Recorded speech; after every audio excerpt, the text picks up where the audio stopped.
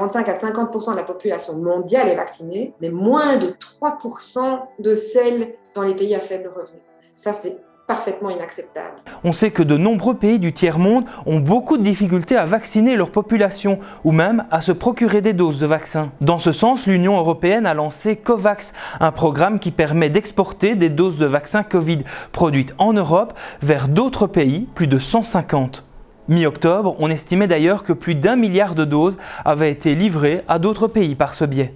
Mais alors, qu'est-ce qui serait le plus efficace au niveau de la dynamique épidémiologique globale? Vacciner tout le monde avec une 3e dose en Belgique ou bien faire profiter ces doses au tiers-monde ou aux pays avec plus de difficultés à vacciner? Il faut éviter d'opposer les deux. On ne peut plus discuter de la distribution équitable des vaccins en disant on ne peut pas attribuer des 3e doses dans nos pays aux personnes fragiles qui en ont besoin pour pouvoir vacciner les personnes qui n'ont pas encore été vaccinées du tout dans les pays du tiers-monde ou les pays à faible revenu, parce que la question n'est plus celle-là. Nous ne sommes plus dans une situation de limitation de doses comme nous avons pu l'être en début 2020.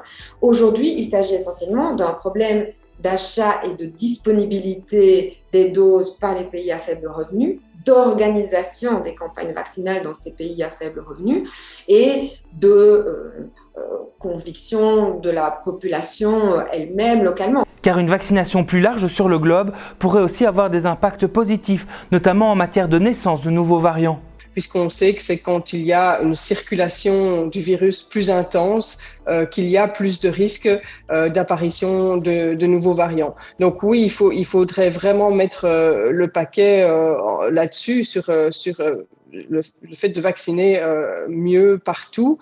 Mais poussons l'imagination un peu plus loin encore. Imaginons une Europe très vaccinée face à d'autres continents bien moins vaccinés. Les différents continents fonctionnent-ils en vase clos d'un point de vue épidémiologique ou bien une faible vaccination dans un lointain pays peut-elle avoir un impact ici en Belgique? Ce n'est pas une bonne idée de laisser circuler le virus de manière incontrôlée dans certains pays du monde. Comme dit par tout le monde, personne n'est en sécurité si on n'est pas tous en sécurité, et je parle de la population globale. On sait que ça va favoriser l'émergence de variants possiblement plus contagieux ou plus virulents. Ce n'est pas encore le cas, pour le moment c'est le Delta qui est prédominant. La Belgique n'est pas une île, ce n'est pas la Nouvelle-Zélande, on est hyper connecté en Europe, mais également au continent africain, au continent asiatique.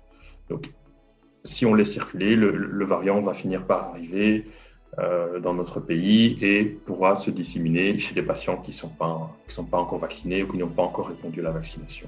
Une question, une interrogation, question@bx1.be